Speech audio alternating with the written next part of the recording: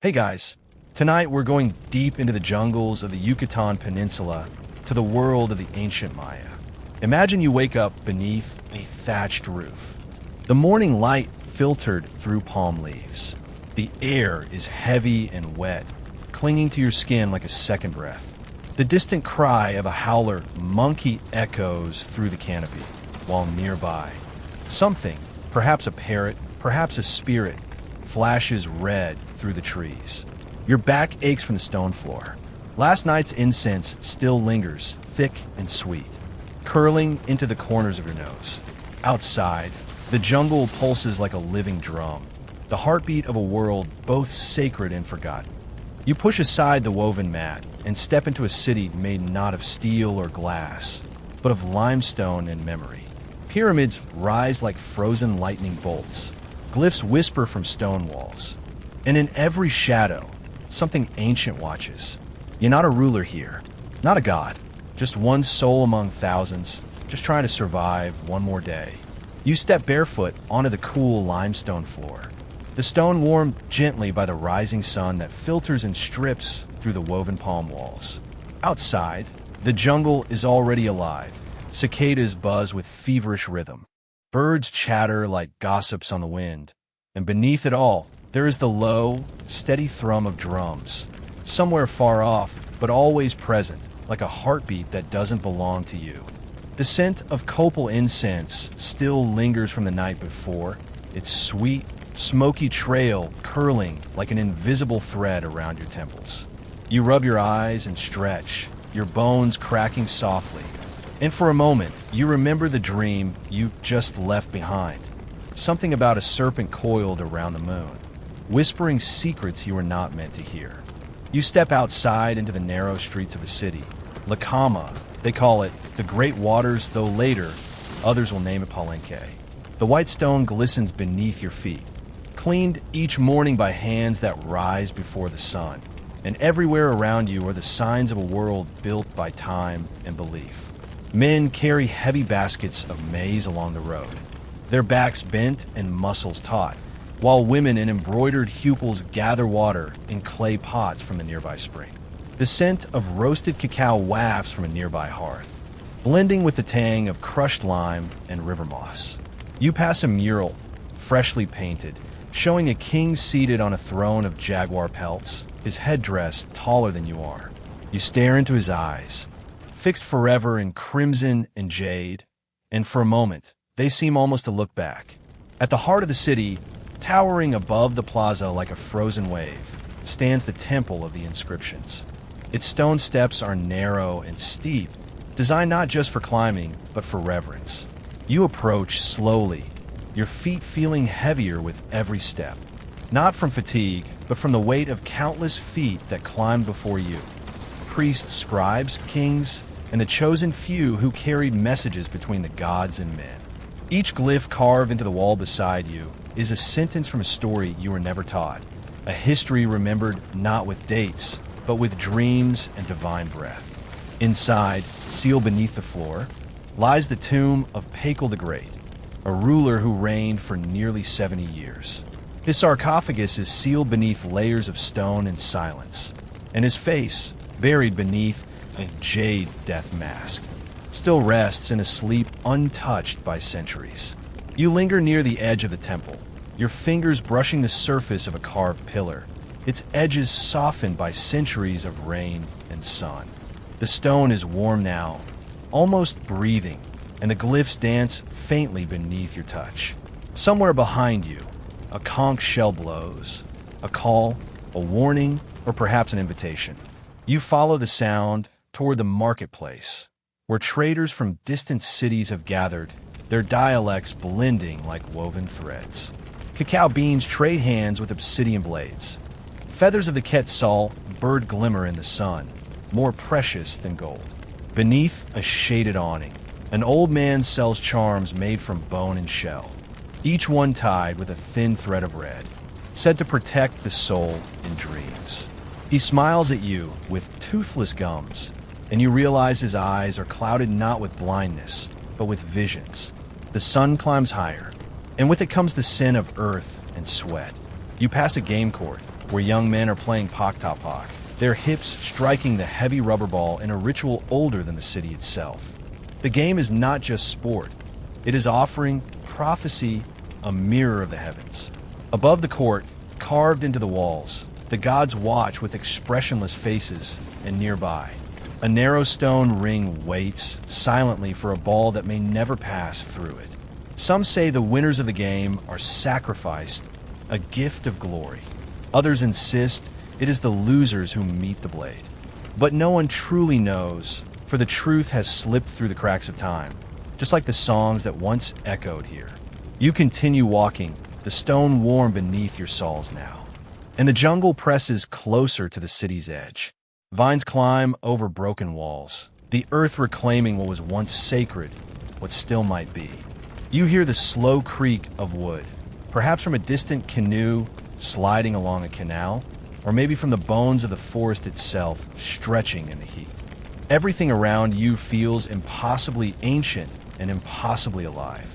The wind changes direction and brings with it the scent of burning bark, crushed petals, and something bitter, copal again.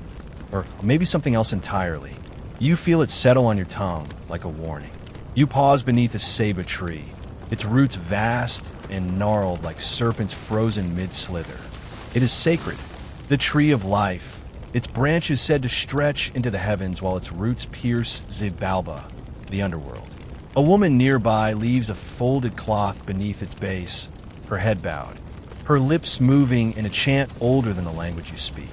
You cannot hear her words, but they seem to shape the air itself. The ceiba watches, unmoving, and above, a toucan calls once, then falls silent. Somewhere nearby, a temple is being swallowed by moss and time. Its stairs no longer climbed, its purpose forgotten. Scholars will one day argue whether it was a school, a shrine, or a dwelling for the stars, but none will agree.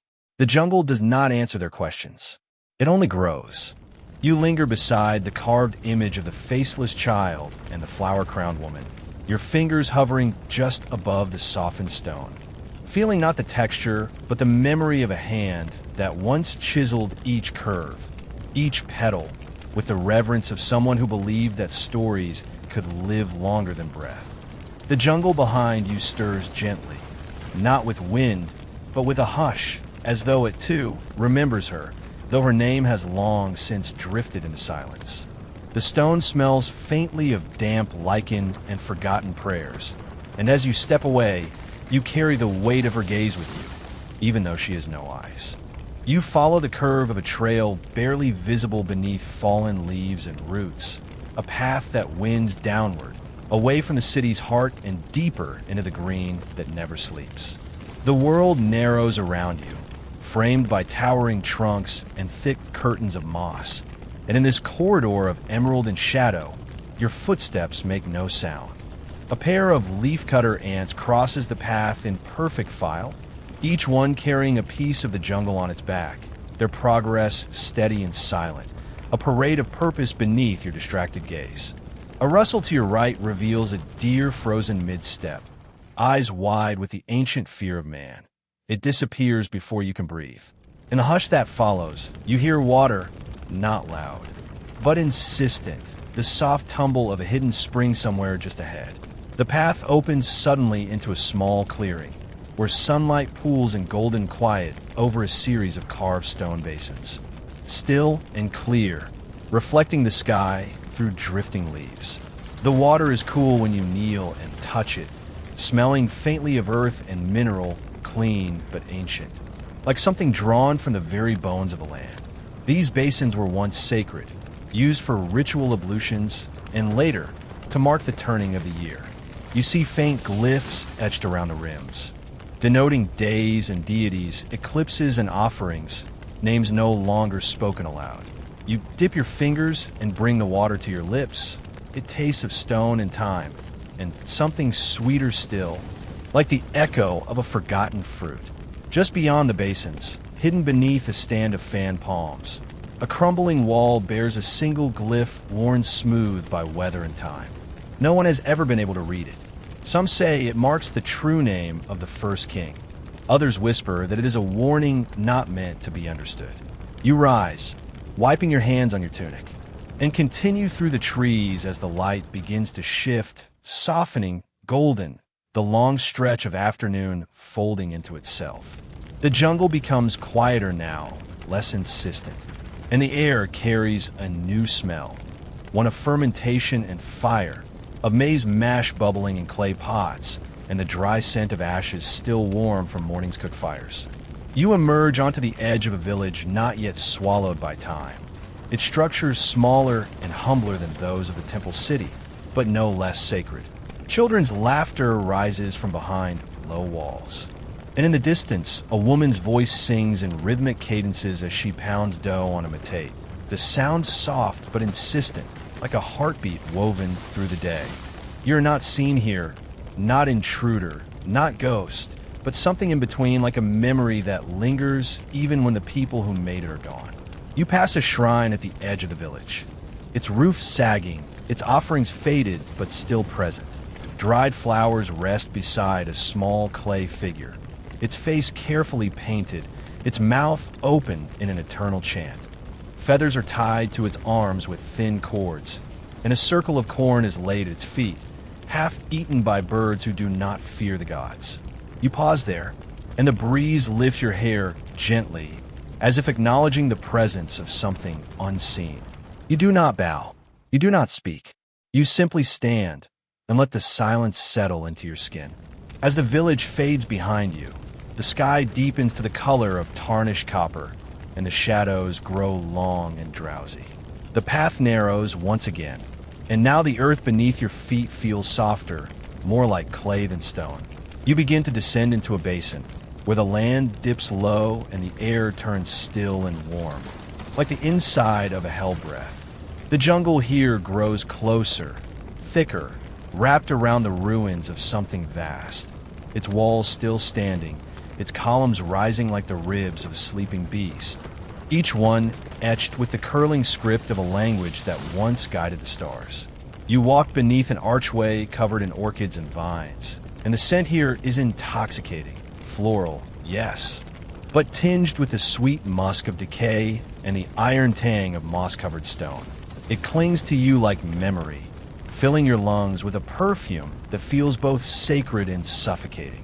You step into a chamber, round and open to the sky, where the stars will one day be measured with sharpened eyes and careful breath.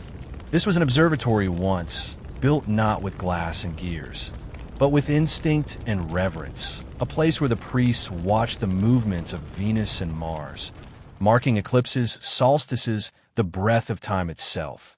The walls here are carved with concentric rings, each one a measure of the cosmos, and though they are chipped and worn, you can still feel their rhythm in the tips of your fingers. Above, the sky darkens further, and the first stars appear, distant, flickering, eternal. The Mayans knew them by names long forgotten, each one a god, a memory, a lesson. You sit in the center of the chamber and lean back against the warm stone, letting the dusk settle fully around you. The jungle hushes again, not in fear, but in listening. A pair of fireflies glows softly in the air beside you, dancing in spirals, tracing symbols you almost recognize. The breeze carries the faint scent of rain, though the sky is clear. You close your eyes, not to sleep, but to remember. In the darkness behind your lids, you see pyramids rising through fog, priests walking single file with torches held high, a hand lifting maize to the heavens, and a face, not yours, not anyone's, looking back with eyes full of stars. You remain beneath the deepening sky, watching as the stars begin to bloom in full, a slow, deliberate unfolding, like petals drawn open by unseen hands. The silence around you is not empty, but expectant, and the stone against your back feels warm despite the falling night, as if it remembers the heat of centuries, or perhaps still carries the breath of the last priest who leaned here to count the phases of Venus. High above, the stars shimmer with the faintest trembling, their distant light fractured by drifting clouds, and for a moment, you believe you can hear them, tiny voices murmuring in syllables older than the earth itself. The Mayans called the heavens a map, a codex of divine instructions, and those who studied its patterns were not merely astronomers, but listeners, readers of the gods' quiet speech. You rise slowly, your muscles stiff from stillness, and begin to walk again, guided not by path or compass, but by rhythm alone, some ancient pulse that seems to thrum beneath your skin now, slow and insistent, leading you down a narrow passage overgrown with vines so thick they muffle your steps. The trees arch over you like cathedral beams, and every leaf seems to glow faintly in the starlight, silver-edged and whispering with a hush too soft for language. You pass the bones of a structure, its roof long gone, its walls softened by lichen and creeping fig, and as you pause within its footprint, you notice faint scratches along one stone, not quite glyphs, more like a child's drawing, etched with a sharp bone or tool, a hand, perhaps, or a spiral, a face without features. Some scholars will argue it was a ritual mark, others a child's idol art, and still others will never see it at all, for by the time they arrive, the vines will have claimed it once more. The air changes again, cooler now, with the mineral breath of earth rising beneath your feet, and ahead, you see the mouth of a cave, wide and low, framed by stones placed with such precision that they seem to hum beneath your gaze. This is no accident. This is sacred geometry, and even the darkness within seems to pulse with intention. You step carefully through the threshold, the air growing damp and still. Your breath now the loudest sound. Inside, the walls glisten with moisture, and thin roots dangle like forgotten threads, swaying without breeze. You move deeper, guided by the flicker of bioluminescent insects. Tiny, pulsing lights like embers drifting in the dark. And in the belly of the cave, you come upon an altar carved directly into the stone floor. Surrounded by broken pots, fragments of obsidian, and thin discs of jade. This is a cenote, not only a cave, but a well, a doorway. A mouth that drinks the offerings of the living and delivers them to the world below. The Maya believed these were entrances to Xibalba, the underworld, not a place of punishment, but of trial, of transformation, where gods and men might meet in shadow. You kneel beside the water's edge and see your reflection wavering beneath the surface, your face unfamiliar, ageless, overlaid by stone and starlight. A ring of light flickers along the edge of the pool, and for an instant, you imagine a procession of torches winding their way toward you, led by a priest in jaguar skin, chanting in a language that lives now only in the roots of trees. You move again, rising from the cave with care, the stone floor cool against your soles, your breath slow and measured, as if each inhale must pass through centuries. Back above, the air feels thinner, touched with the scent of crushed leaves and distant smoke. And you see in the far trees of flickering light, steady, warm, the kind that draws moths and wanderers alike. You follow it without question, your steps guided by curiosity as much as the subtle pull of the land. And soon you find yourself standing at the edge of another plaza, smaller than the rest, ringed with low, crumbling structures and one open platform upon which a fire still burns. Around the flames sit 5 figures, silent, unmoving, robed in deep indigo and crimson, their faces masked by woven veils decorated with shells and teeth. You do not speak, nor do they turn. You simply sit at the edge of the firelight, letting the warmth touch your skin, letting the silence grow dense between you. A bowl of maize is passed from hand to hand, and when it reaches you, you take a pinch without hesitation, placing it on your tongue. The taste is warm, nutty, almost sweet, and it lingers at the back of your throat like a dream. The fire crackles softly, casting flickering shadows onto the plaza walls, where the silhouettes dance like spirits. Somewhere nearby, a night bird cries, a slow, descending note that seems to pull the stars closer to the earth. No one speaks, yet everything is said. You sit with them until the flames shrink into glowing embers, and the figures rise one by one, vanishing into the jungle without a sound. You remain behind a while longer, watching the ashes drift upward into the dark like ancient prayers until even they are gone. Then, slowly you stand once more and continue walking, the night thick around you but not unkind. In the distance, you hear the sound of flowing water again.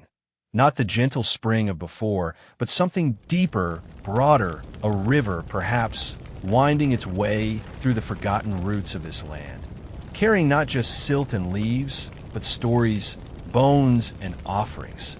You follow it because you must, and because the jungle now feels less like a place and more like a body, alive, aware, and waiting. You walk toward the sound of the river, drawn not by urgency, but by a quiet certainty, as though your feet remember paths your mind has never known. The jungle parts slowly before you, not with violence, but with ceremony, broad leaves brushing against your arms like soft feathers, branches swaying gently above as if offering you passage through a living corridor of breath and memory. The scent of water grows stronger now, mingled with the resinous perfume of wild orchids and the iron tang of whetstone. In the darkness, you begin to see silver flickers between the trunks, moonlight dancing on moving water, and soon, you are standing at the riverbank, its surface smooth as silk, the current slow and powerful beneath its quiet mask. The river glows faintly in the moonlight, reflecting a ribbon of stars so perfectly that it seems as if the sky has fallen and taken root here, flowing silently through the veins of the earth. You kneel and cup the water in your hands, and it is warm, not from the sun but from the body of the land itself.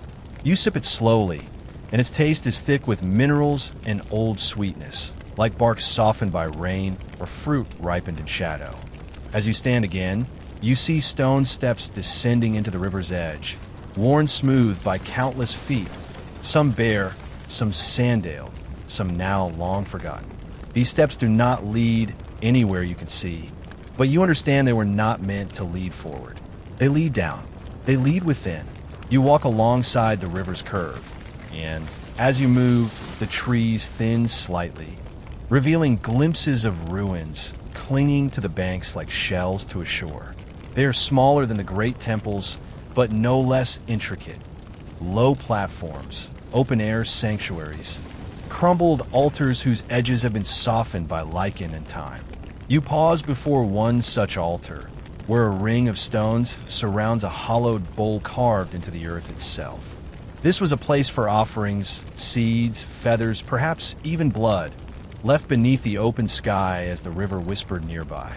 You imagine a priest kneeling here, his head bowed low. The smoke from burning copal spiraling upward as the stars wheeled silently overhead. The glyphs etched around the circle are still visible, though many have been worn beyond legibility. One in particular, shaped like an eye with lines radiating from it, appears over and over, its meaning now lost. Some believe it represented a god of vision. Others say it warned of being watched. A low humming fills the air, not from insects or birds, but from the river itself, a deep vibration that rises through your feet and into your bones. It is not a sound exactly, but a sensation, a pressure, as if the water holds voices just below its surface, murmuring in long, slow cadences, telling stories you almost understand. The trees on the opposite bank lean close, their reflections trembling with each ripple, and you sense that this place is not still. It is shifting, dreaming, remembering. A single white heron takes flight from a half-submerged branch, its wings wide and slow, scattering moonlight in every direction before it vanishes into the canopy without a sound. You follow the river until the banks widen into a flat, open space, where fireflies rise like sparks from the grass, and the ground is littered with fragments of painted pottery, their colors faded but unmistakable. Red for blood, blue for sky, black for death, yellow for maize. You pick up a shard with a spiral painted on it, the design curling inward like a question you cannot answer. Somewhere in this clearing, centuries ago, People gathered to mark the seasons, to plant, to dance, to speak with gods who walked briefly among them. You feel their breath on your neck, warm and close, though no one speaks. A little farther down, you come to a structure that seems more dream than architecture. Its walls half standing, half sunk into the soft earth, its roof long gone, overtaken by vines and silence. You enter without hesitation, ducking beneath a beam slick with moss, and step into a space that once held breath and fire. Charred marks still streak the stone hearth, and tucked into a corner, wrapped in faded cloth, lies a bundle of tiny bones. Animal perhaps, or something else. You do not look too closely. Instead, you step to the far wall, where a mural clings in stubborn fragments. It shows a woman with outstretched arms, rising from the body of a serpent, her hair filled with stars, and her feet resting in a bowl of water. Her face has been scratched away.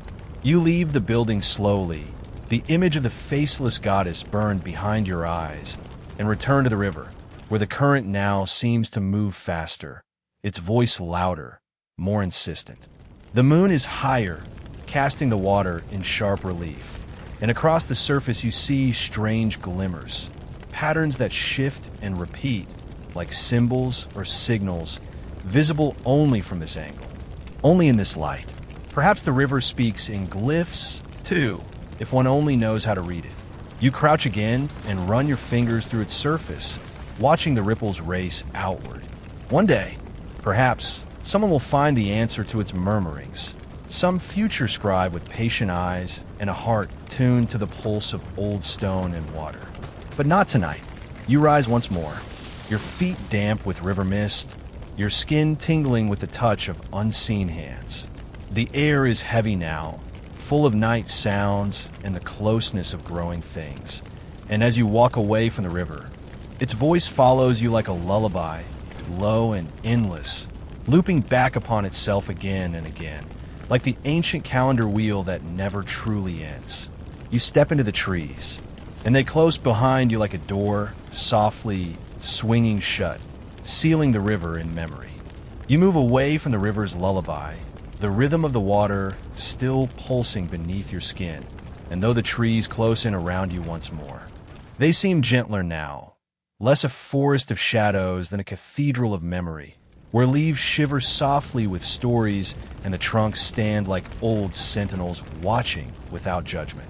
The path before you is barely visible, a suggestion more than a trail, marked only by the occasional stone jutting up through the roots or the remnants of carved steps long since cracked and overgrown. You walk slowly, letting your hand trail against the cool bark, your fingers brushing over small vines that pulse faintly with dew.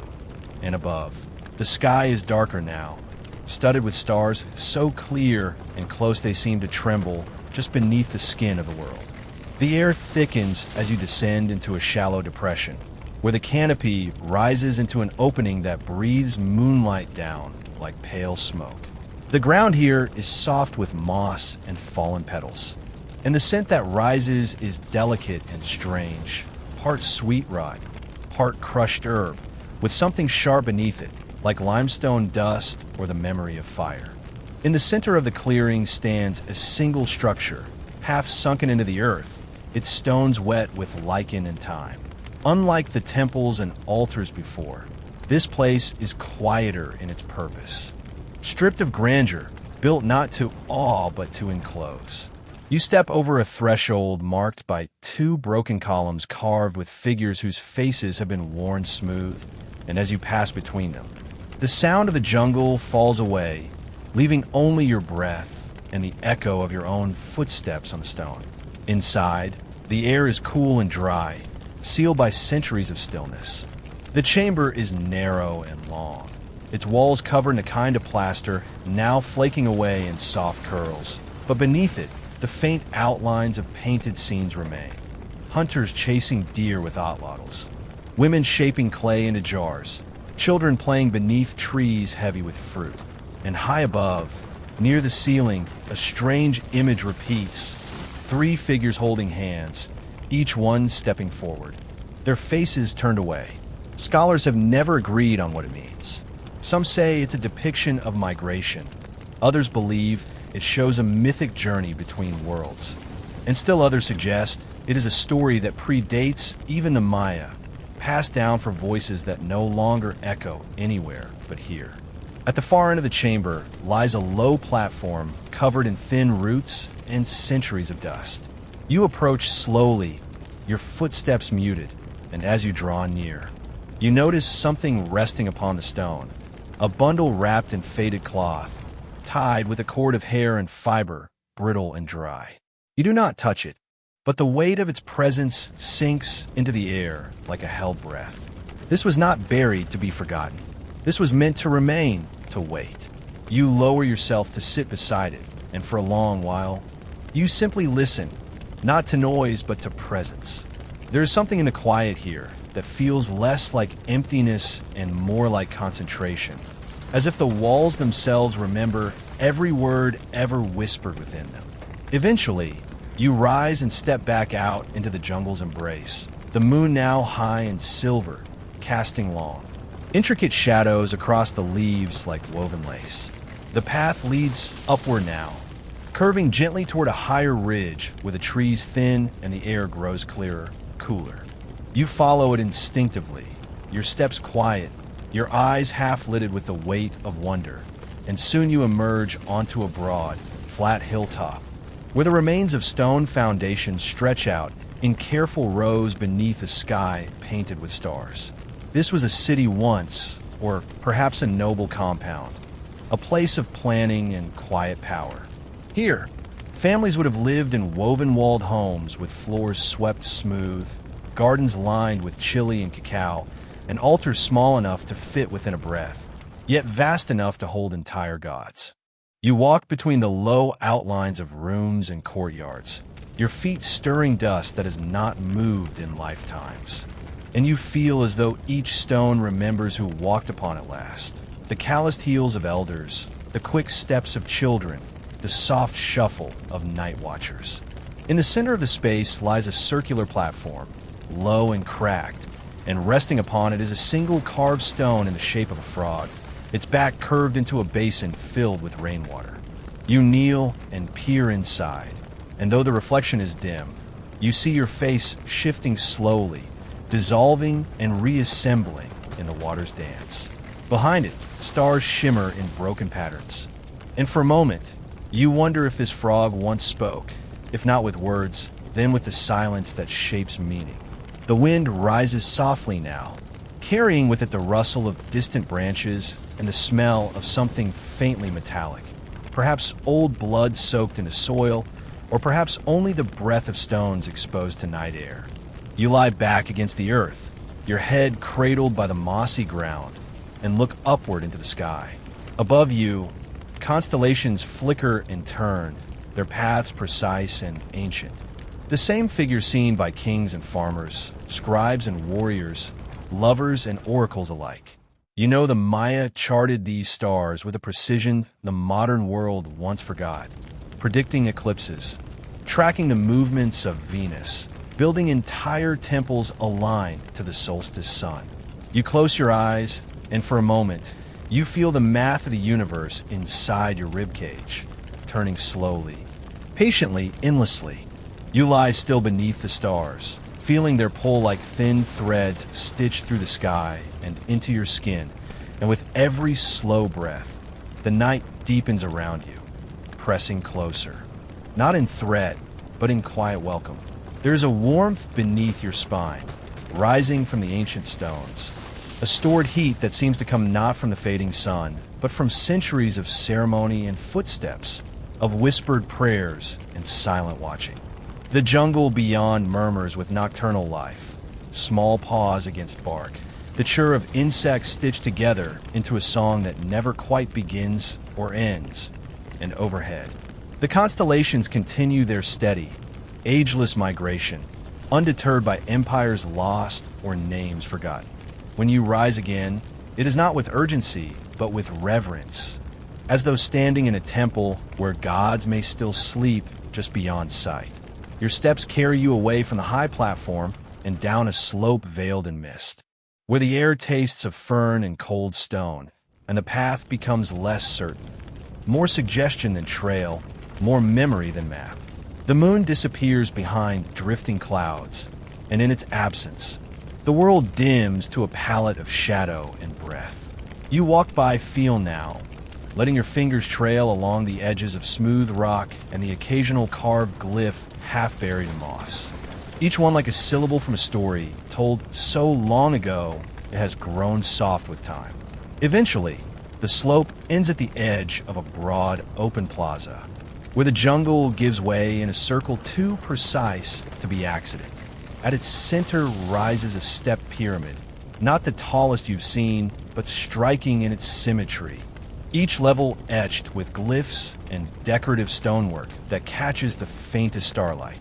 A wide staircase runs up its face, worn shallow in the middle by the weight of countless feet. And you begin to climb, slowly, carefully, each step requiring attention. The wind returns here, cooler now, whispering along the edges of the stones. And you can almost hear voices in it. Soft chants rising and falling in syllables that echo like breath across centuries. At the summit, a single chamber rests, modest in size but unmistakably sacred. Its door faces east, waiting for dawn, and its threshold is flanked by two carved figures, their faces intact, eyes wide and unblinking. Inside, the walls shimmer faintly, as though brushed with mica or layered with some mineral that still catches light despite the dark. And along the far wall lies a narrow bench where priests once waited through the night, watching the sky, listening to the deep silence of the world between stars.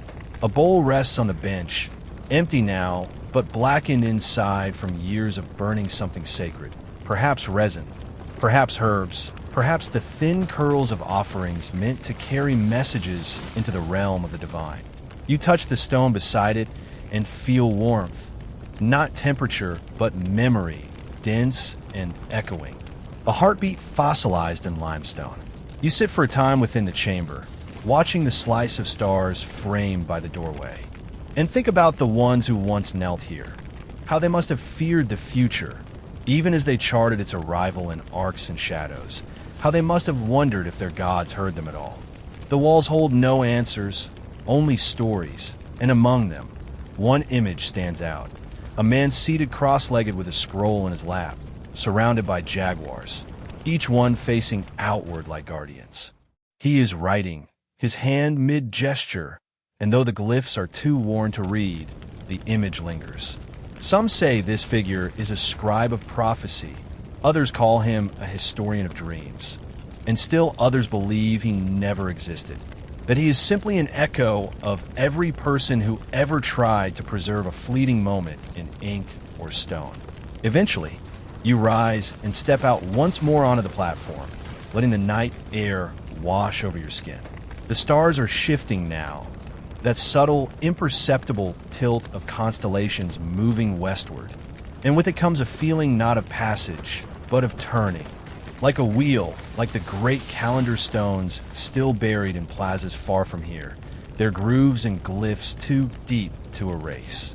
You descend the pyramid slowly, the stairs illuminated now only by the faint gleam of night insects, and at the base, a circle of stone catches your attention, embedded with obsidian shards that glint like small, black flames. This was a game court once, but also a place of fate.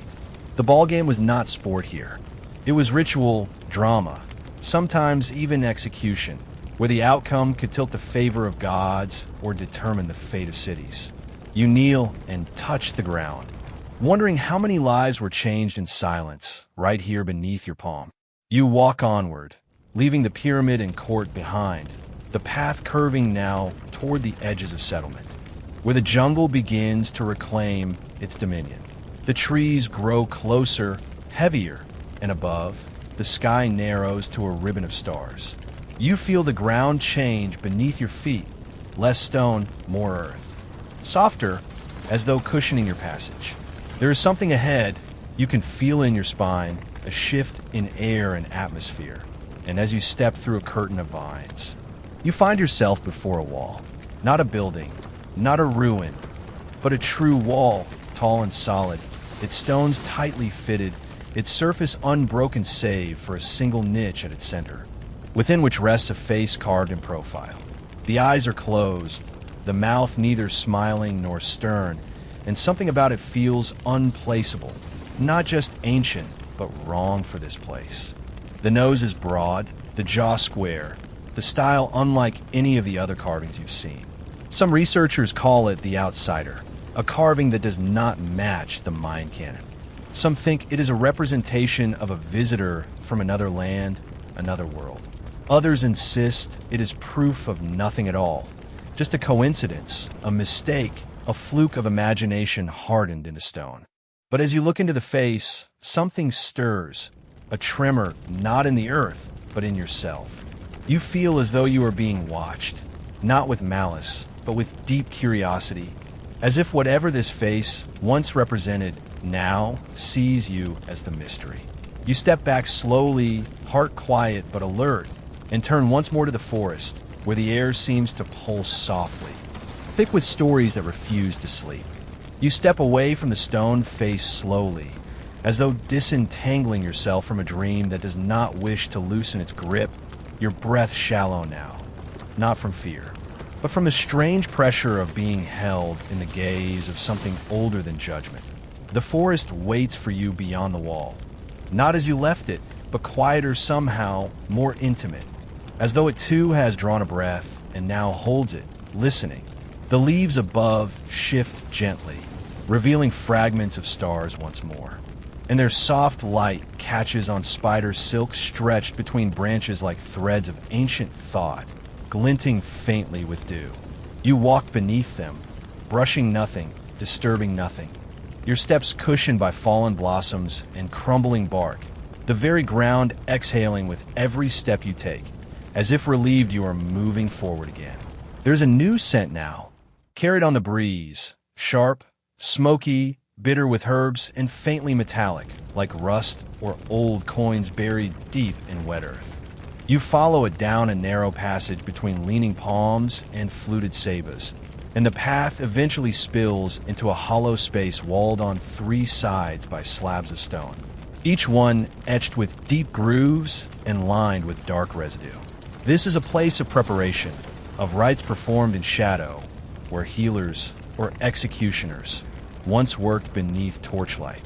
At the center lies a wide, flat table of stone, pitted and stained, not cruel in its purpose, but deliberate. Around its edge, you find scattered tools, blades of obsidian, smooth, polished stones, carved bowls still dusted with the remains of dried roots. The scent lingers strongest here, curling into your sinuses and anchoring itself in memory. You trace one of the grooves with your fingertip and feel a tiny catch, as though something long dried still clings beneath your nail. You do not flinch. Instead, you sit beside the stone and close your eyes, letting the darkness behind your lids paint a scene more vivid than light. You see figures gathered here, their faces masked, their movements slow and measured. You hear chanting, not loud, but intimate, like a lullaby sung to a trembling child. One voice rises above the rest, not in dominance, but in sorrow.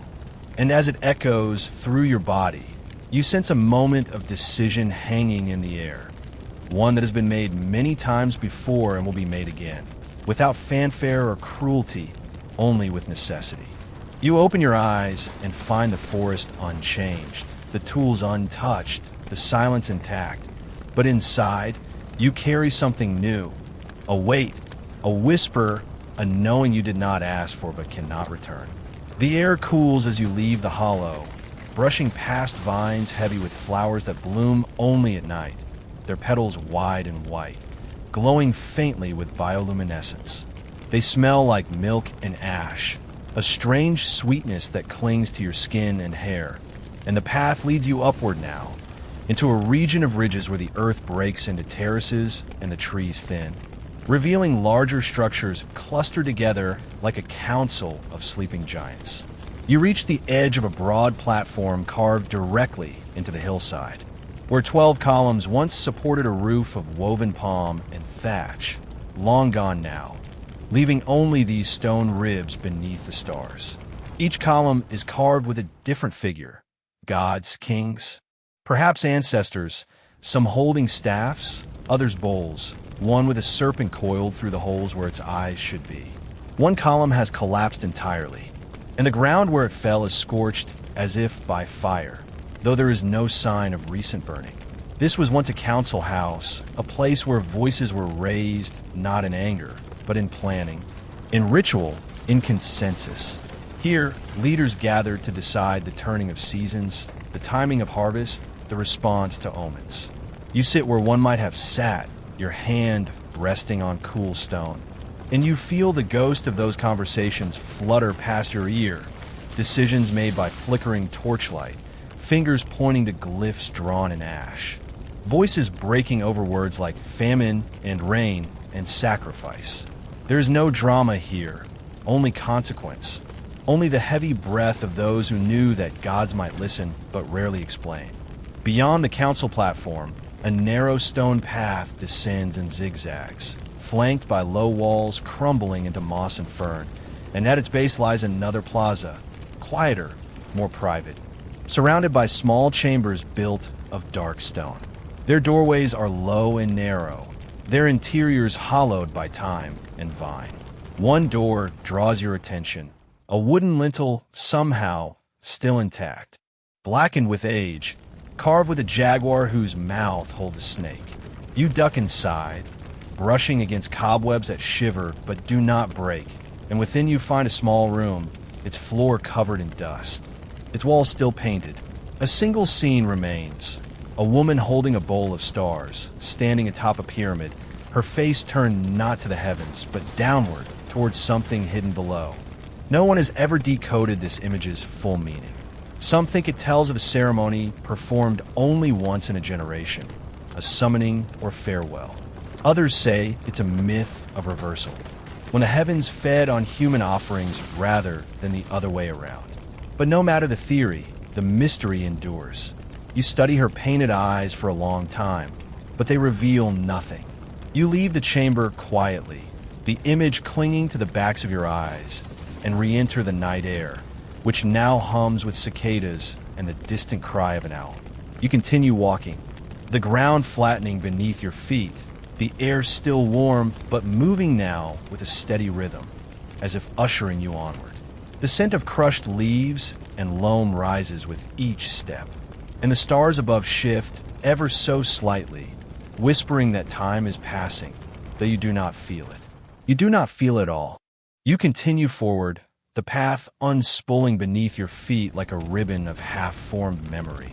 And although the jungle presses in on all sides, it does so gently now, like a blanket laid over shoulders or a hush laid upon words just before they are spoken. There is something in the air here, something finer than mist, finer even than dust, that clings to your skin with a soft, invisible weight, as though the very breath of the past is being drawn toward you, slow and deliberate. You pass beneath an arch formed not by architecture, but by tree limbs twisted and grown together over centuries, their bark smooth and silvered with lichen, their leaves stirring faintly with winds you cannot feel. It feels like passing a threshold, though no one marks it, no guards, no priests, no watchers, only silence and the soft scurry of nocturnal creatures hiding behind root and fern. The ground beneath you becomes more uneven now, carved with shallow channels and patterns not of water, but of human hands, as if once long ago someone walked here with fire in one hand and a chisel in the other, leaving stories underfoot instead of in books or on walls. You notice spirals, many of them, some large, others almost too small to see without kneeling. They catch the starlight like wet stone, shining faintly with dew. Spirals, you recall, meant many things to the Maya: time, water, wind, the soul's journey inward. Some believed they were maps not of the land, but of dreams, places one could enter and not return from unchanged. You follow their curve with your eyes, dizzy for a moment, as though your body is too small for all the worlds your mind suddenly holds. Ahead, a new structure begins to rise, this one different from the rest. It is round, not square or wide. Low circle of stone with no obvious doorways, no altars, no glyphs. A dome once rested atop it, now long collapsed, leaving behind the impression of curvature in the scattered stones around the perimeter. At the center of the ring lies a flat disk of dark stone inlaid with small pieces of jade, arranged like stars across its surface. You kneel beside it and place your palm on its face. The stone is cold, yet alive beneath your skin, pulsing faintly, as though remembering the touch of countless hands before yours. Some say this was an observatory, a calendar chamber, a place where sky and stone met in ritual alignment. Though others claim it was something far stranger, a portal not of space, but of intention, used to speak across generations, not with words, but with patterns too vast to see all at once. A breeze moves across the structure, carrying the sound of flutes, soft and hollow, almost imperceptible like breath through bone. You look around, but no one is there. Still, the music lingers, floating just above the soil, wrapping itself around your ears like a lullaby half remembered from a life you never lived. You sit quietly, letting the sound move through you, until even the idea of time begins to loosen, and you're no longer sure if you are dreaming, or remembering, or becoming part of something that always was. When you finally rise, the music fades, and the wind stills once more. You walk beyond the ring and into a corridor of stone walls now nearly overtaken by vines so thick they drape from above like curtains. The walls are etched with long, horizontal panels, carvings of processions, of masked dancers, of deer with human hands and crocodiles wearing headdresses, of rituals too complex to understand. Their meanings layered in gestures and glyphs that bend inwards, looping into each other like thoughts that never reach the tongue. Some of the carvings are unfinished, lines begun but never completed, faces only half formed. You wonder if the artist was taken mid-stroke, or if the act of carving was the ritual itself, not the finished product, but the attempt to speak into the silence.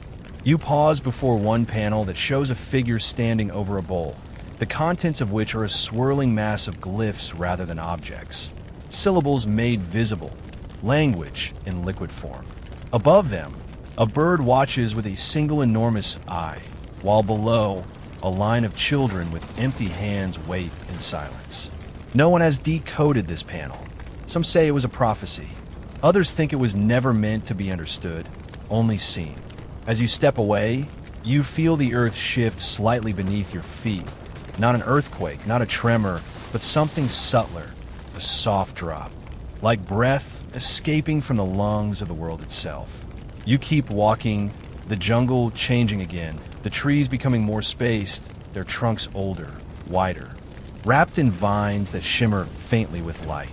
Fireflies rise in pulses now, not randomly, but in rhythm, forming lines and spirals, echoing the glyphs beneath your feet.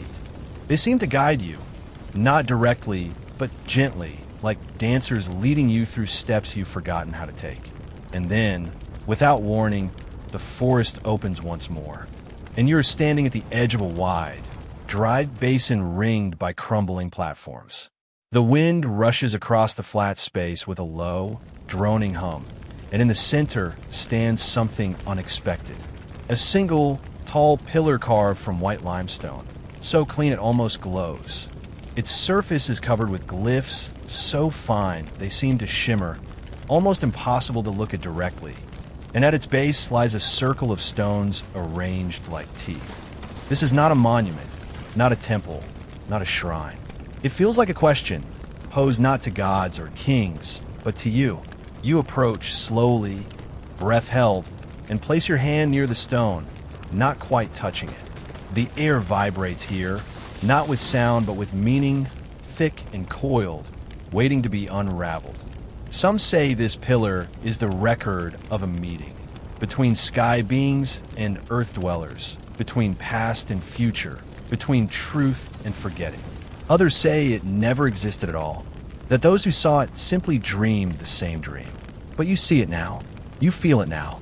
And even as you step away, its presence follows you like shadow. You drift from the pillar like mist peeled from a mountainside, the image of its gleaming glyphs still stinging your mind's edge, not with pain, but with a strange tenderness. Like waking from a dream, so beautiful you almost wish you hadn't.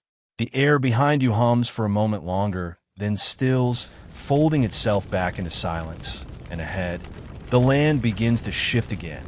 No longer forest nor ruin, but something between, a liminal zone where root and stone interlace and history breathes beneath every step. The trees return slowly, their trunks dark with moisture and draped in long curtains of hanging moss that sway like forgotten curtains in a windless room. Beneath your feet, the soil turns springy and soft, laced with thin roots and the crisp skeletons of fallen leaves. The scent here is cooler now, mint crushed beneath bare feet, bark soaked with memory, and the quiet rot of time without disturbance. You walk without urgency, drawn forward more by intuition than intention, and soon the forest opens again, not widely, but deliberately, into a narrow corridor carved between two low ridges of stone. The walls on either side rise gradually, pressed close like the ribs of a canyon, their faces scored with shallow petroglyphs that feel older than anything you've seen so far. Not because they are crude, but because they are simple. Circles within circles, interlocked triangles, human figures with open hands and eyes shaped like leaves. There are no names here, no gods, no kings, only signs, messages not from a single voice, but from a community of breath, passed down like lullabies, meant to be felt more than read. Your fingertips graze the stone, and you imagine the hands that carved it, not out of glory, but to leave something behind that would last longer than their bones. As you move through this corridor, the wind changes again, rising from below rather than above, warmer now, laced with something dry and mineral like ash or limestone dust. And then the path bends suddenly, and you find yourself standing at the edge of a great chasm, a sinkhole so wide and round it appears unnatural in its perfection. The walls descend sharply, ringed with ancient tree roots that hang down like ropes seeking purchase, and at the bottom, faint light glimmers across a hidden pool, still, silent, black as night and as deep. You've heard of such places. The Maya called them cenotes, sacred wells formed by the collapse of limestone over eons, filled with the clearest, coldest water you can imagine. Some were used for drinking, others for ritual, and some, like this one, were known to hold secrets too heavy to bury on land. You kneel at the lip and peer downward, the air thick with humidity and something else, something metallic, sharp, the scent of rusted blood. You remember the stories, golden masks dropped into the dark, jade beads poured like tears from trembling hands, bones bleached white by centuries of silence. You close your eyes and imagine the moment of offering, not the drama, but the stillness after, when a splash has faded and the water swallows its secret whole. Archaeologists once retrieved a carved wooden disc from the bottom of a cenote, just like this one, perfectly preserved in the cold darkness, its surface painted with red spirals and tiny blue footprints. No one could agree what it meant. Some believed it was a record of migration. Others thought it was a guide for souls lost at sea. But the disc has since vanished from public record, locked away or lost entirely, and only grainy photographs remain to whisper of its presence. You rise and step back from the edge, not out of fear but respect, and continue along the ridge, where the forest returns in full, a tangled canopy thick with vines, orchids, and the endless chorus of frogs calling from unseen hollows. The stars above flicker now between gaps in the branches, and the darkness grows textured, layered, not oppressive but complex, as though the world itself is beginning to speak in tones too deep for words. You pass beneath an arch formed of two leaning trees whose roots are joined beneath the path, and as you step through, the air changes again. Cooler now, lighter, and laced with a sweetness you can't place at first until you see them. Rows upon rows of cacao trees, their barks smooth and speckled, their pods fat and ridged, glowing orange in the half-light like sleeping embers. You reach out and touch one gently, feeling its warmth. And remember that cacao was not just food to the Maya. It was currency, offering, prayer, and indulgence all at once. Some of the great lords were buried with bowls of it, ground and mixed with spices, meant to sustain them on the long road between stars. Nearby, a stone bench lies hidden beneath a curtain of moss, and upon it rests a carved bowl, empty now, but stained with the rich brown residue of ancient ceremonies. You sit beside it and imagine the quiet rituals performed here, lovers sharing sips under a moon like this, priests whispering blessings as they drew glyphs in froth with obsidian spoons, elders teaching children the difference between sweetness and spirit. There's a story passed down in fragments of a priestess who vanished after drinking from such a bowl, her body never found. Her footprints stopping mid-step beside a tree whose roots were later discovered to be hollow. The story ends not in grief, but in wonder. They say she became part of the forest. Her voice now heard in the rustling of every cacao leaf touched by moonlight. You rise again, your body filled not with energy, but with stillness, as though the sweetness of this place has settled into your blood, slow and deep. The jungle thins ahead, and the path climbs gently now toward another terrace, wider than those before, strewn with fragments of buildings long fallen into their own shadows. The smell of stone returns, cool and dry, flavored faintly with salt and ash, and the wind that greets you here carries with it the first delicate scent of rain. It hasn't fallen yet, but it is close enough that the leaves above begin to whisper with anticipation, and the very air seems to pulse, expectant, listening. You move into the open terrace as the first cool threads of rain unfurl across your shoulders, so fine and feathery that you might mistake them for whispers brushing your skin. A breath from the leaves themselves, or the memory of a sky that once knew the names of those who walked here.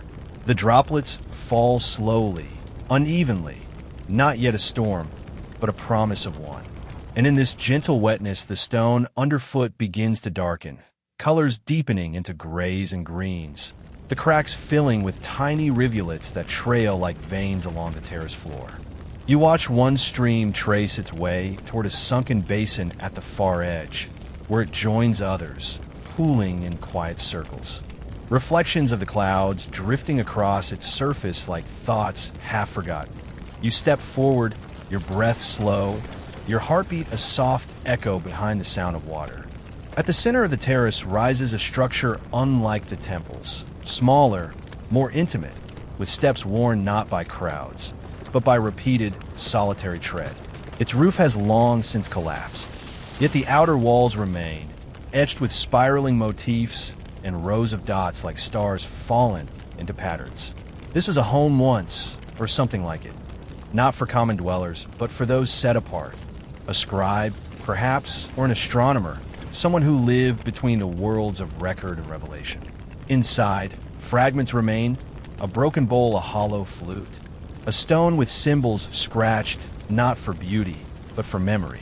You sit where they might have sat, beside the corner where rain now pools, and listen to the slow percussion of droplets falling from leaf to roof to floor, a rhythm as steady as any heartbeat, as ancient as any drum. Here on the wall facing east is a map, not of places, but of alignments. The lines are etched deep, and at their intersections are tiny faces, each one different. A skull, a sun, a jaguar, a hand. This is not a chart of territory, but of time, of conjunctions, of eclipses, of invisible moments when gods and men were thought to overlap. You trace a line with your finger and realize it points directly to the gap in the canopy above, where even now the rain light falls in a silver beam, touching the center of the room with precise, deliberate softness. There's a quiet reverence in how the place receives it, like an altar being remembered by the sky. Outside, The wind lifts slightly, bringing with it the scent of wet bark and moss, and the terrace hums with sound. The chittering of insects, the croak of frogs hidden under stone, the distant thrumming of wings. You follow a narrow path leading away from the structure, half buried beneath vines, and come upon a small enclosure walled with stone only waist high.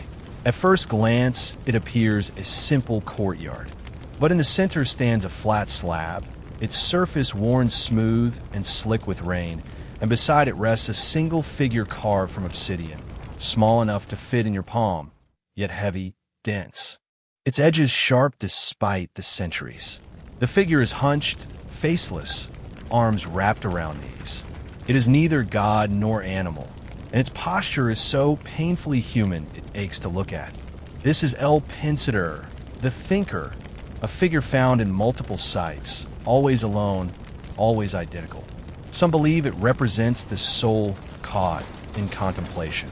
Others believe it's the embodiment of waiting, of prophecy, of knowledge too weighty to carry aloud. No one knows its purpose, only that it is always found in places of quiet, never in temples, never on battlefields. As you hold the figure in your hands, the rain tapers to a mist, and the sky beyond the trees brightens faintly with moonlight filtered through broken cloud. You set the figure down gently and feel the silence thicken, not heavy but full, like a breath held by the forest itself, waiting. The trees begin to thin again, not because the jungle ends, but because something else begins, another settlement, smaller, built at the edge of something vast.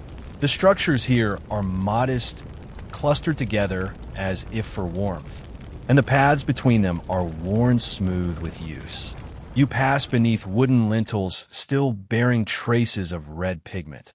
Ochre faded into the grain like dried blood diluted by rain. This village once thrived during the later years of the Classic period, as the great cities began to empty, their temples falling into disuse. Some say the people here were refugees. Others say they chose exile, stepping away from the grandeur of kings to live closer to the soil, to each other, to the forest. One hut still holds remnants of occupation, a woven mat, a few clay figurines, the remains of a fire pit still blackened with soot. The figurines are strange, each one with closed eyes, their arms lifted not in praise or protection, but in surrender. You pick one up and notice something odd. Etched into the base, too small to see at first glance, is a single glyph unlike any other you've seen. One scholars have named the Silence Glyph, found only here in this abandoned village and nowhere else in the Maya world. Its meaning is unknown, and theories multiply. Some say it represents a vow, others a curse, and still others suggest it marks the end of a story, not its beginning. You place the figure back where it sat, and step outside into the clearing that opens beyond the huts, where the trees part like curtains before a stage. The wind rushes through with a sudden gentleness, brushing the surface of a long, narrow reservoir carved straight into the limestone. Its edges scalloped with age. The water inside is still, but not stagnant. It reflects the moonlight now in broken shapes, scattered by the ripples of a single drop still falling from the branch above. This was not a pool for bathing or drinking. This was a mirror, a place where ancestors were called by name, where faces seen in water were believed to be not reflections, but answers. You kneel beside it, your own face appearing in fragments upon the surface. Eyes, mouth, cheek, each piece held separately, as though memory has not yet stitched you whole. You lower your hand into the water and feel the chill not only on your skin, but in your chest, as though the act of touching this place has pulled a thread loose inside you, and something begins to unravel, not violently, but inevitably. Above you, the stars blink slowly into clarity once more, and the night seems to bend around your shoulders, wrapping you in itself like a cloak of wind and memory. You rise from the reservoir slowly, as if emerging from another version of yourself, the water slipping from your fingers like memory escaping language, and for a moment your reflection lingers. fractured in the ripples, before it is lost again to shadow and silence. The hush around you is fuller now, not from emptiness, but from the layering of echoes, of laughter once held in these walls, of footsteps worn into the paths, of whispered names spoken to water and carried into the sky. You walk gently, almost reverently, as if your soles might disturb the sleeping roots beneath the earth. The forest remains close here, but not oppressive. It feels more like an old friend walking beside you, its branches shielding you from the sky while allowing enough moonlight to guide your steps. You pass the edge of the village and enter a narrow corridor of stones set low into the ground, an alignment so subtle you almost miss it, until you notice how every fifth step places you at the heart of a shadow that does not move. These shadows stretch long, like fingers frozen in gesture, cast not by trees, but by the lingering forms of forgotten altars, slabs of stone, worn smooth with use, half buried in moss and roots.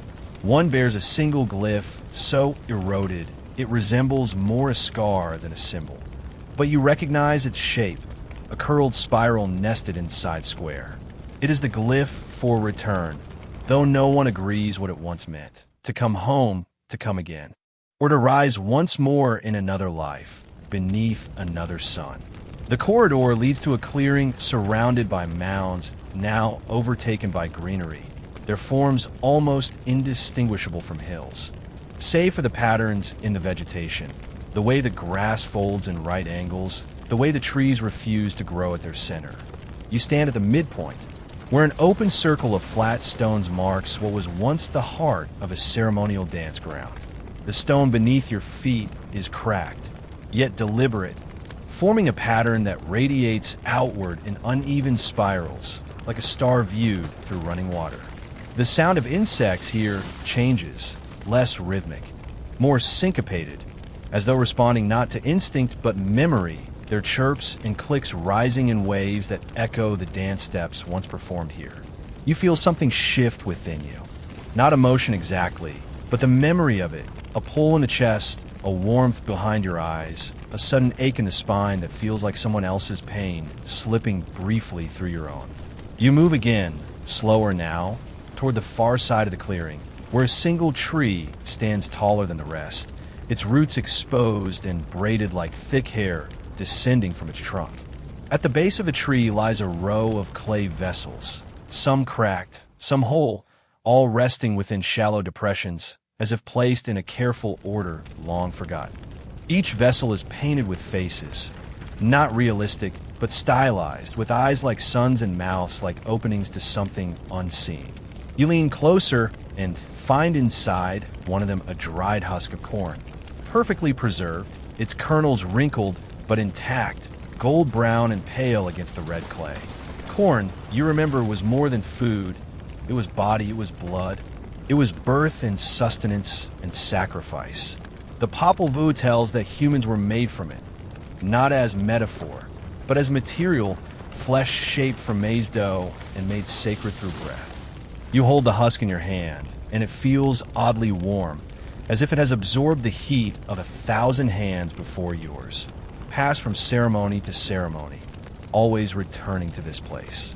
Some say the Maya believed certain vessels could carry sound, not echo, but voice itself, trapped within their walls like air within a conch shell, waiting only for the right vibration to be heard again. You wonder what this vessel remembers, what songs it carries, what cries it still holds like breath beneath silence. You place the husk gently back into its bowl and move toward the tree itself, its bark marked with faint carvings now nearly consumed by lichen. You touch one, a spiral pierced by a straight line, and for a moment, the wind stops as if caught in pause. Then from somewhere deeper in the forest, a low, resonant call rises, not animal, not human, but something in between, a sound shaped by throat and tunnel and root. It comes only once, but it vibrates through the soles of your feet, through the stone beneath them, through the air between your ribs. You listen for more, but the sound has already gone, leaving only its echo printed inside your skin.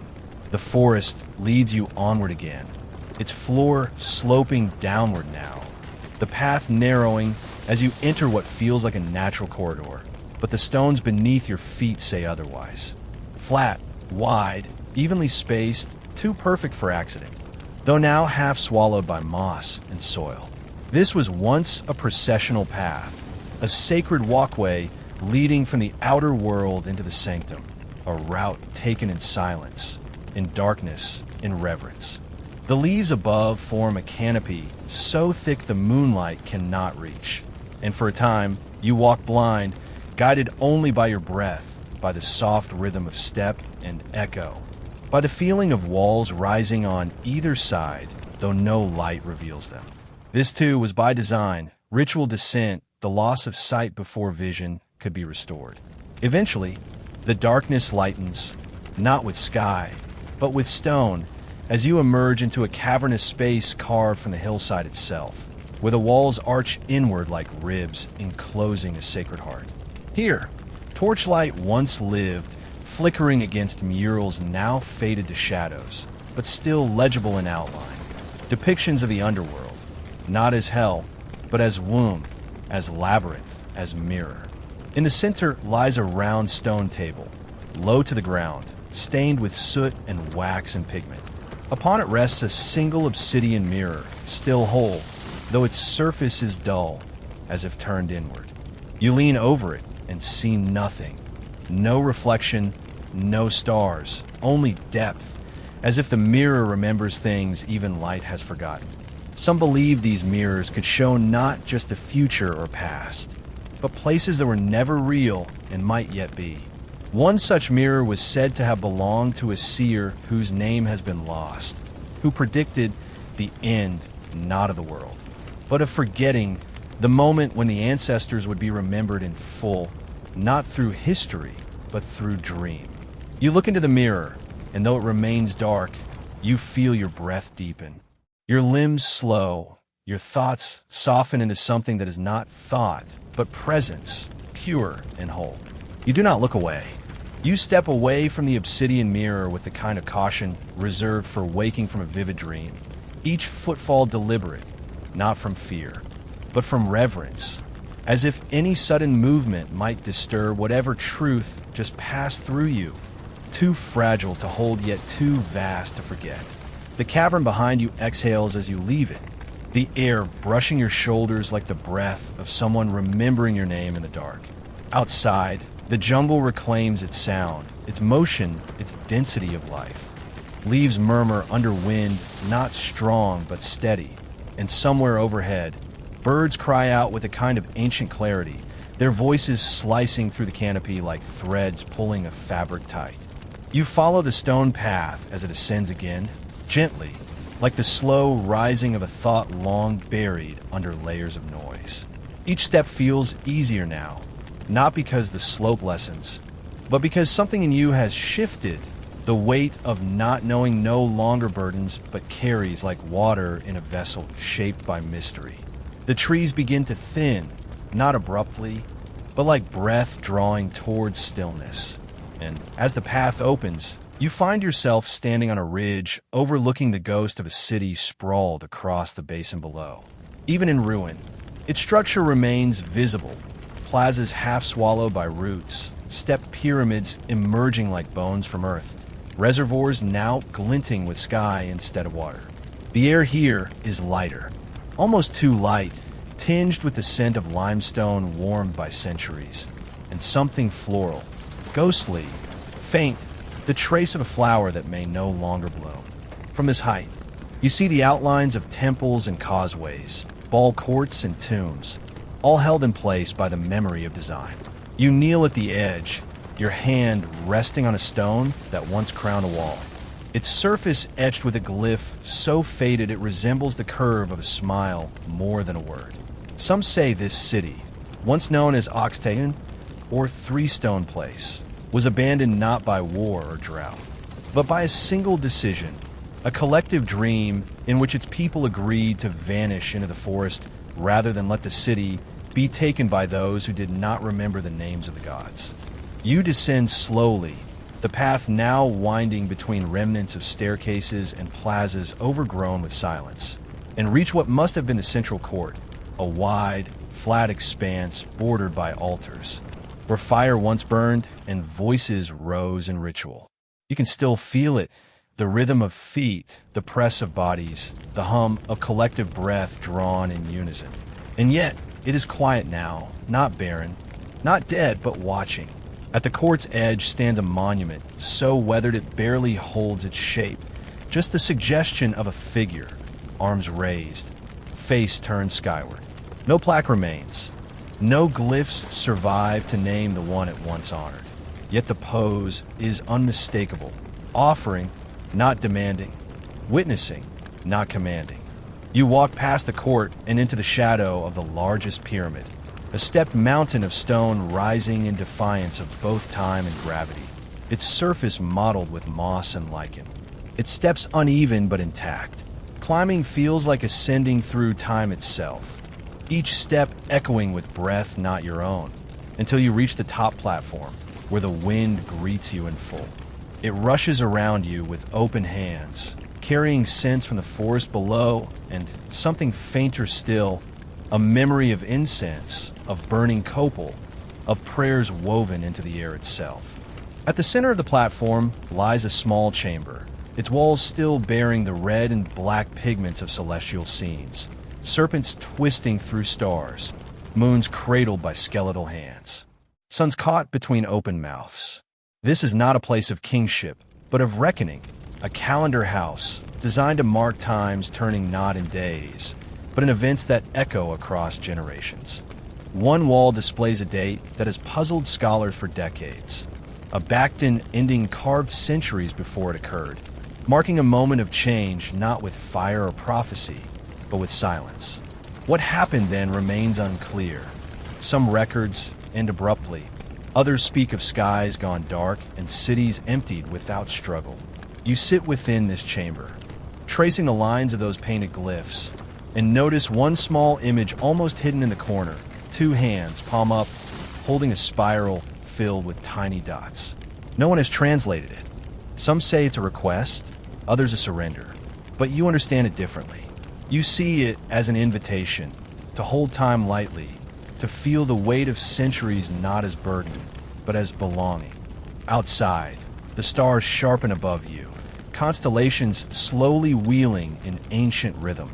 Unchanged those centuries have turned beneath them.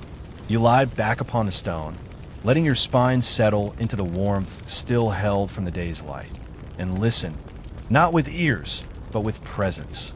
The jungle breathes below, the wind moves above, and somewhere in the space between, the past presses close, not as history, but as memory waiting to be remembered again. You stay there for a while, your back against the warm stone, the night sky slowly stretching itself open above you like the skin of a drum, taut and trembling. Every star a quiet vibration waiting to be touched. The air has stilled now, the wind folding itself into the corners of the chamber behind you. And even the sounds of the forest seem to hush in this high, exposed place, as though the world knows it is standing at the edge of something. Something ancient, something fading, something sacred. The weight of silence settles not as absence, but as presence, pressing gently against your chest with a gravity that is neither fear nor sadness, but the echo of reverence remembered. You sit up slowly, knees creaking like old doors, and glance once more at the painted hands, the spiral they hold still pulsing with quiet possibility, as if it continues to turn even now. Then you rise and begin your descent. The stairs are uneven beneath your feet, some cracked, some missing, but each one feels like a heartbeat, slow and certain, guiding you downward, not away from anything, but deeper into it. The lower you go, the thicker the air becomes, scented now with the resinous memory of copal and the iron tang of stone warmed too long by time. Your breath slows again, your feet move on instinct, and soon the pyramid gives way to jungle once more, its canopy closing gently over your head like hands brushing through hair. You move through it slowly now, no longer seeking direction, only following the current of presence itself. The trees here grow closer together, their trunks leaning inward, their roots tangled in thick, deliberate knots, and in the spaces between them. You begin to notice strange carvings, faces shaped from bark and shadow, not made by hands, but revealed by time. Each one different, each one watching. You reach a clearing where a circle of stones sits embedded in the soil, and within that circle rises a single wooden post, still upright, wrapped in faded cords of red and blue. This is no monument, no marker of power or conquest. This is an axis, a point from which directions once radiated like light. You place your hand upon it and feel a faint vibration running through the grain, not sound, but memory, perhaps, or with something older still, the echo of footsteps taken so many times that the wood itself remembers. You walk on, and the land flattens again, opening into a broad swath of earth where the underbrush gives way to smooth soil, untouched by root or ruin. The sky here returns in full, stars blooming above like soft fire. And beneath their light you see it, a great white road, straight as a spoken vow, stretching into the dark without bend or end. A sakbi, the Maya called it White Way, made from crushed limestone. Its brightness meant to reflect the moon, to guide travelers even on the clouded nights. You step onto it, and your feet barely make a sound. The road holds silence well. These causeways once connected cities like veins, pulsing with merchants and messengers, pilgrims and wanderers. But this road, seems to lead not toward a place, but a moment. You follow it. The journey is slow and dreamlike, the road gently glowing beneath your feet, the jungle on either side silent but watchful. With each step, the stars seem to realign themselves overhead, drifting into new arrangements, as though they are guiding you through something more than geography. Eventually, the road rises slightly, and you come to a mound, unassuming, barely a hill, yet somehow unmistakable.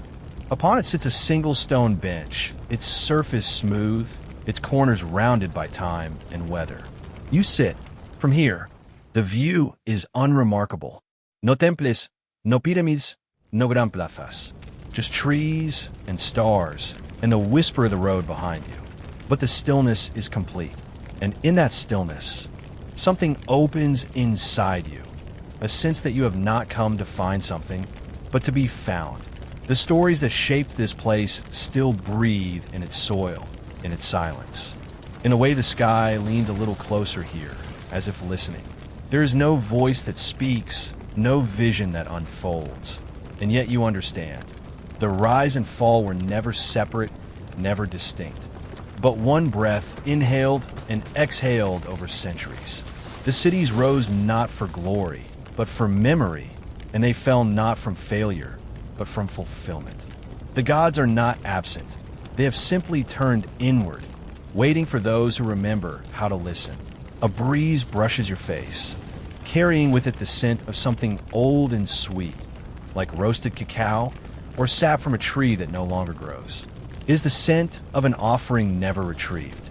The perfume of devotion so pure it outlived its temple. Somewhere nearby, a bird sings once and falls silent again, and the sound is enough to ripple the stillness, not break it. You do not rise yet. You sit and breathe and let yourself be held. Eventually, as if guided by some invisible rhythm deep in the roots beneath you or the stars gently wheeling overhead, you rise, not abruptly, not because you must, but because something in the stillness has shifted, as soft and certain as the pause between drum beats, that breath between verses, that silence between memory and meaning. The limestone road behind you has nearly faded into the darkness, yet the path ahead pulses with that faint glow still, not from light, but from presence. So you follow it once more, your steps slow, soundless, deliberate, as if walking through the seam of a dream that hasn't ended, but only changed direction. The forest folds in again, not thickly, but as if wrapping around you like a woven blanket passed down from a grandmother who never spoke your name, but knew your soul. Leaves brush your shoulders with dew, their edges soft. fragrant with night, and the trees now lean inward, not in warning, but in welcome. You pass beneath an archway of living vines, and beyond it, a small plaza opens, round and shallow, its edge ringed with carved stele, monuments standing upright like sentinels, each one different, some tall and slender, others broken or split, but all facing the same direction, toward the east, toward the future.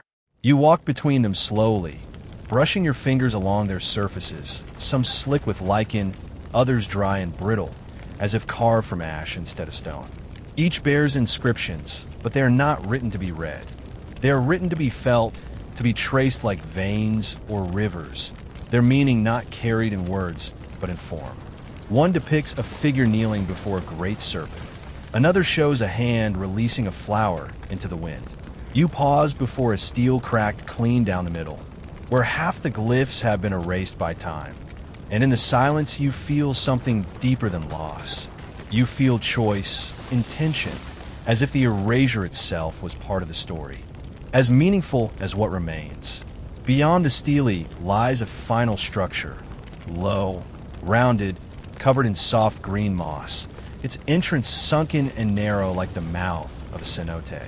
You crouch and enter, and the air inside is immediately different, cooler, heavier, infused with the scent of crushed leaves and time itself. The space is circular, domed, like the inside of a great drum or an earthen womb.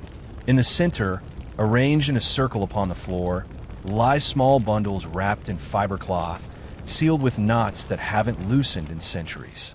No one knows what these bundles once held. Some believe they are offerings of grain or jade. Others whisper they are hearts, dried and preserved, returned to the earth so they might dream beneath it. You sit among them without fear, as one might sit among ancestors, and feel your breath fall into rhythm with the hush of the chamber.